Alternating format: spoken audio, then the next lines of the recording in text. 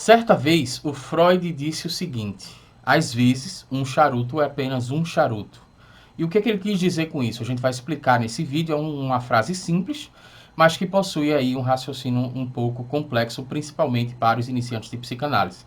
Então assiste esse vídeo até o fim, porque é isso que a gente vai explicar hoje. Seja bem-vindo ao nosso canal. Eu sou Marisson Fraga. Esse é o nosso canal. Aproveito e te peço para se inscrever no nosso canal e ativar o sininho para você receber as nossas próximas notificações, porque aqui a gente fala sobre questões do funcionamento da mente humana, né? Nós falamos sobre questões emocionais, nós falamos sobre a psique humana, né? O aparelho psíquico, falamos sobre psicologia, psicanálise, então, inclusive até neurociência. Se você gosta desse conteúdo, você precisa se inscrever no nosso canal, que aqui a gente tem um conteúdo bastante relevante para você, tá? Então a gente vai começar explicando sobre essa questão de Freud ter dito, né? Isso é uma história que se conta. Eu, particularmente, eu nunca vi isso em nenhum livro dele. Então, eu não sei, se você me perguntar agora, por exemplo, em que livro ele escreveu isso, eu não saberia te dizer. Talvez ele não tenha escrito isso em livro nenhum. Mas o que se conta, basicamente, é que em determinado momento, Freud foi questionado por um analista, no caso um psicanalista, né? Ele foi questionado, porque ele sempre estava com charuto, ele sempre estava lá fumando charuto, né? Inclusive tem várias fotos do Freud que ele aparece com o charuto. E aí, esse analista perguntou: olha só, mas esse charuto ele não poderia representar que você tem um ponto de fixação na fase oral? E aí o Freud disse: às vezes um charuto é apenas um charuto. Então vamos explicar esse raciocínio daí, porque como eu falei no início desse vídeo, isso é uma frase que é simples, mas por trás dela tem um raciocínio relativamente complexo, né? Ao que o analista estava se referindo? O analista estava se referindo, possivelmente, o analista que perguntou a Freud, né, sobre a questão dele ter um ponto de fixação na fase oral. O analista estava falando da teoria de Freud quando ele escreve, por exemplo, 3 ensaios sobre a sexualidade, em 1905.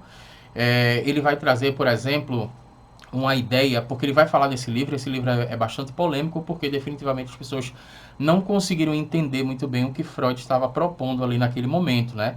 E é um livro que ele vai falar sobre a questão de sexualidade infantil. Então era um tabu antes e hoje, ainda hoje, é um tabu, né? Então como é que você vai escrever um livro falando que uma criança, por exemplo, ela tem sim a sua sexualidade, né?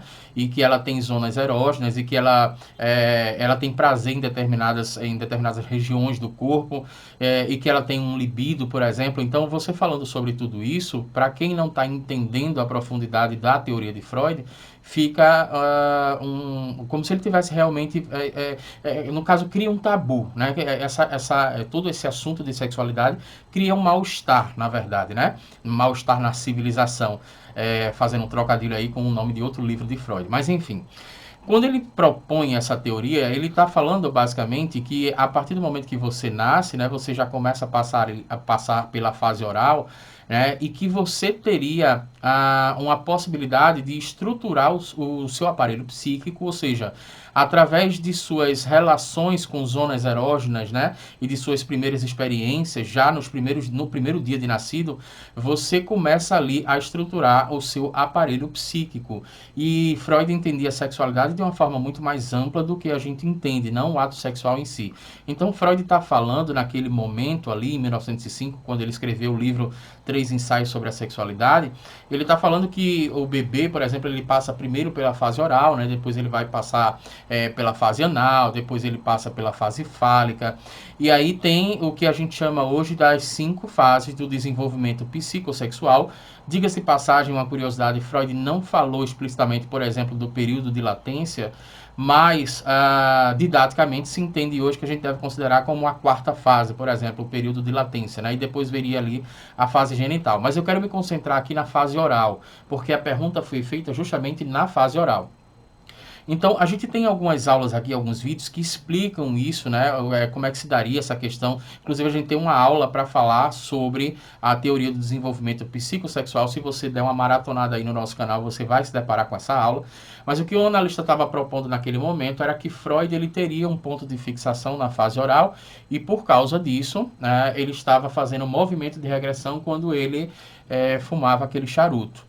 E aí o Freud volta com a resposta que eu acho impressionante, que ele diz: às vezes um charuto é apenas um charuto, né? Então vamos lá, vamos entender isso melhor. Quando a gente começa a estudar psicanálise, é muito natural um estudante, por exemplo, que começa fazendo um curso de psicanálise, ou até mesmo aquelas pessoas que não fazem um curso, mas estudam por conta própria a psicanálise, é uma questão interessante porque a gente vai aprendendo, por exemplo, as teorias de Freud e tomando elas como verdade absoluta, e a gente vai vendo algumas coisas acontecendo ao nosso redor e a gente vai a gente vai levando para as teorias de Freud, né? Então, por exemplo, se uma pessoa fuma um cigarro, então ele está preso ali na fase oral, né?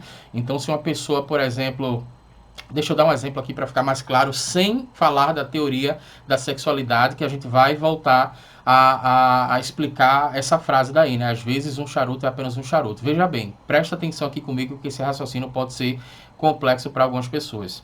Então vamos considerar um livro de Freud chamado Psicopatologia da Vida Cotidiana, que ele escreveu em 1901, onde ele vai falar sobre a questão dos atos falhos. Nós também temos uma aula aqui no canal que a gente fala sobre os 3 atos falhos, né? Que seriam eles, né? Os atos falhos de esquecimento, os atos falhos de linguagem, né? E o ato falho de comportamento, né? Então, por exemplo, o que que vai dizer Freud ali naquele momento? Quando acontece um ato falho, ou seja, um erro de linguagem, ou um erro de lembrança, no caso um esquecimento, né? Pode significar que você não quer lembrar daquilo. Não sei se já aconteceu com você, de você tá com o nome de uma pessoa, como diz o ditado popular, na ponta da língua, mas você não consegue lembrar. Talvez Freud dissesse que você não quer lembrar, né? O seu inconsciente ele não quer lembrar. Por isso você tem aquela sensação de que, poxa, eu lembro do nome, tá na ponta da língua, mas não sai, né? Freud vai dizer que talvez você não queira lembrar, segundo essa teoria do livro de 1901, que é o Psicopatologia da Vida Cotidiana. Então, ele percebeu, por exemplo, em determinado momento, nesse livro ele conta isso, que ele foi chegar na casa de um paciente que ele estava atendendo e ele tirou a chave da casa dele do bolso e tentou abrir a porta da casa do paciente, né? E ele analisando essas questões, ele vai perceber que isso geralmente acontecia, né? Sabe aquele momento que a gente está um pouco desligado e a gente percebe, quando a gente se dá por conta, a gente percebe que a gente está fazendo uma besteira. Então, no caso, Freud ele percebeu que isso geralmente acontecia com pacientes que ele se sentia muito acolhido, ou seja, ele se sentia em casa. Por isso que isso acontecia, né? Então ele vai trazer todo esse ensaio aí sobre psicopatologias da vida cotidiana, nos presenteando com esse conceito do ato falho, que segundo ele seria uma forma de acesso ao conteúdo inconsciente. Se eu troco a palavra de uma pessoa por outra, talvez eu não quisesse estar falando com essa pessoa, talvez eu quisesse estar falando com a outra pessoa, né? Então vamos lá, entendendo toda essa questão, quando Freud diz às vezes um charuto é apenas um charuto, não significa dizer, por exemplo, que se uma pessoa se esquece de alguma coisa, né, nos aproveitando dessa questão dos atos falhos, se uma pessoa se esquece de algo, o que a gente precisa entender é que talvez o inconsciente dela não queira lembrar. Mas talvez seja outro motivo, outra questão, né? E é preciso a gente ter cuidado com essas avaliações, com essas análises muito levianas, digamos assim, né? Muito superficiais, que a gente acaba fazendo umas análises um pouco incorretas. Você já parou para imaginar, por exemplo, uma pessoa que se esquece de dar um remédio ao filho, ela pode estar querendo matar esse filho, né? Segundo a teoria dos atos falhos, talvez os psicanalistas defendam que sim, que ela não queira que o filho melhore, enfim, uma série de conteúdos aí que quando a pessoa se depara, a pessoa se assusta, inclusive. Mas eu quero também trazer um outro ponto de vista, que é esse proposto por Freud nessa frase, quando ele fala, por exemplo, às vezes um charuto é apenas um charuto, o que ele está querendo dizer, trazendo para o nosso exemplo, se você se esquece de alguma coisa, será que você realmente não tem um problema de memória, né? Hoje nós temos aí, por exemplo, a ciência tem avançado, nós temos a neuropsicologia. Então, antes de avaliar psicanaliticamente falando que essa pessoa não queria lembrar aquilo, é importante avaliar se ela não tem outros lapsos de memória e se isso não é uma questão estrutural, né, neurocientificamente falando, se não é um problema neurofisiológico, talvez uma avaliação com um neuropsicólogo traga essa resposta daí, né? Talvez seja um princípio de um Alzheimer, por exemplo. Então, é interessante você não fazer as avaliações que sejam avaliações muito superficiais. É quase como um psiquiatra, por exemplo. Você está tendo uma síndrome do pânico, né? Você tem situações de taquicardia, você tem, por exemplo, formigamento, né? Você sente formigamento. você sente uma pressão no peito, você sente uma dor no peito, você sente uma falta de ar, antes do psiquiatra diagnosticar uma síndrome do pânico, por exemplo, é importante que ele verifique, por exemplo, com um neurologista para saber se seria o formigamento seria uma causa neurológica.